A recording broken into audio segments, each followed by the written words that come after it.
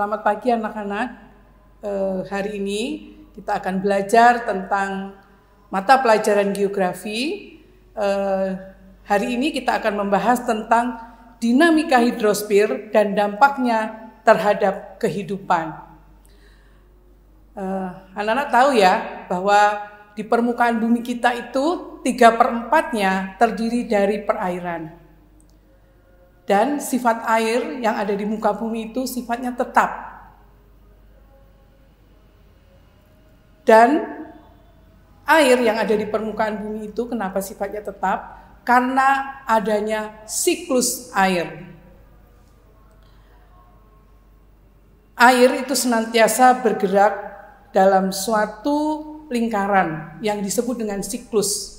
Apa itu yang dimaksud dengan siklus? Siklus itu adalah rangkaian kejadian secara terus-menerus dan berulang-ulang. Maka dari itu, sifat air yang ada di permukaan bumi itu bersifat tetap. Nah, selanjutnya anak-anak, kita juga akan belajar tentang siklus air yang ada di permukaan bumi. Siklus air itu terbagi menjadi 3. Yang pertama itu adalah siklus pendek. Ya, siklus pendek atau yang sering disebut dengan siklus kecil, yaitu air laut yang menguap, naik ke atas menjadi awan. Setelah awan mencapai titik kondensasi, maka terjadilah hujan. Hujan kembali ke laut. Itu yang dimaksud dengan siklus pendek. Yang kedua, itu siklus sedang. Siklus sedang sama dengan siklus pendek, hanya perbedaannya air hujan yang jatuh melalui daratan, melalui danau, melalui sungai, baru kembali ke laut. Itu proses terjadinya siklus sedang. Yang ketiga itu adalah siklus panjang. Siklus panjang itu berbeda dengan siklus sedang. Kalau siklus panjang, bahwa permukaan air laut yang terkena sinar matahari lalu menguap naik ke atas menjadi awan.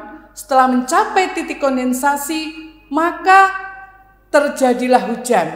Hujan ada yang turun di atas pegunungan, ada yang turun di permukaan bumi, melalui sungai, melalui danau, baru kembali ke air laut.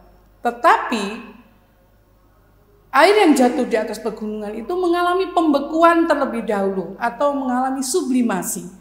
Baru mencair, baru kembali ke laut. Itu proses terjadinya siklus panjang. Nah, baik anak-anak, setelah kita belajar tentang siklus, ada 3 macam siklus tadi, siklus pendek, siklus sedang, siklus panjang. Kita juga akan belajar tentang proses-proses pada siklus air. Proses-proses yang terjadi pada siklus air antara lain adalah evaporasi. Evaporasi itu adalah salah satu proses yang terjadi pada siklus air. Apa yang dimaksud dengan evaporasi? Yaitu penguapan dari benda-benda abiotik yang ada di permukaan bumi. Misalnya sungai, danau, rawa, dan laut. Itu pengertian daripada evaporasi. Yang kedua itu adalah transpirasi.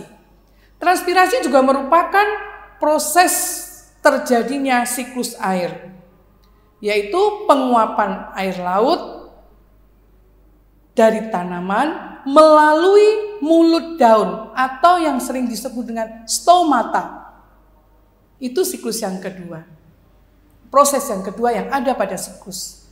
Yang ketiga itu adalah evapotranspirasi. Evapotranspirasi itu juga merupakan proses-proses pada siklus air, yaitu penguapan yang berasal dari benda mati dan benda hidup. Itu yang disebut dengan evaporasi, gabungan antara benda mati dan benda hidup. Yang berikutnya adalah kondensasi.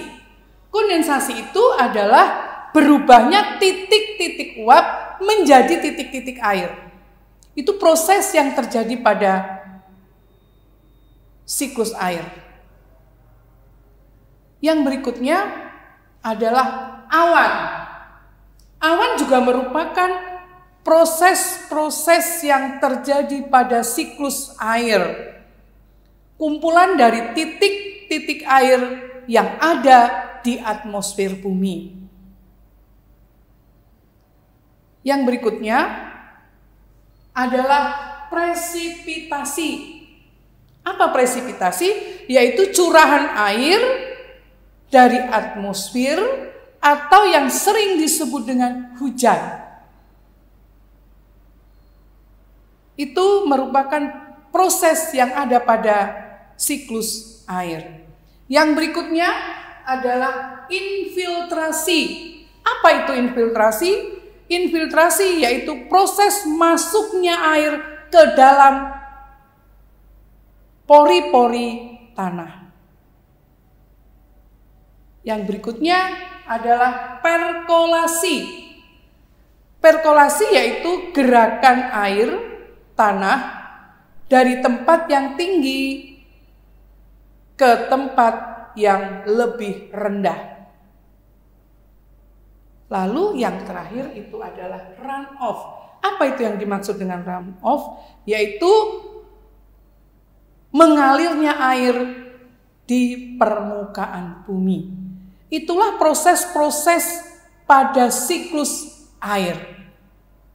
Jadi kalian harus tahu bahwa air yang ada di permukaan bumi itu bersifat tetap, tidak berubah. Mengapa?